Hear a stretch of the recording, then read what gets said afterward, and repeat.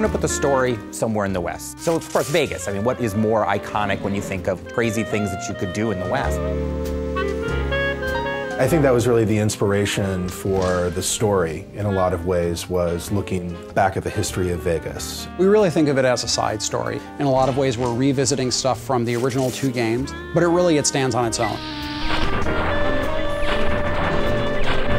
The first thing our creative lead and our project director did was they sat down and they sort of examined what sort of themes they wanted to explore in New Vegas. Every Fallout game pretty much starts with war. War never changes. And the idea behind that is really that humanity has this unending appetite for killing each other.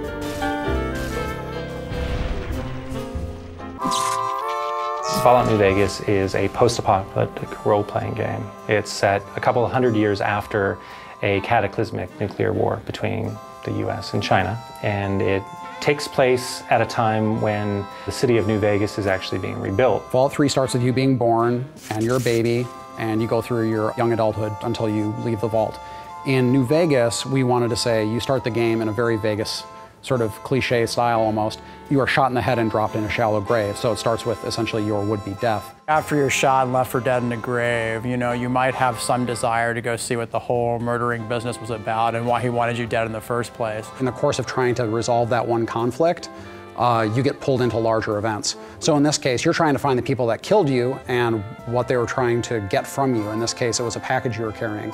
So, of course, as you go around, you find out that what you were carrying is centrally tied into this major conflict in the area between New California Republic and Caesar's Legion and Mr. House, who's the guy that sort of runs the strip in New Vegas.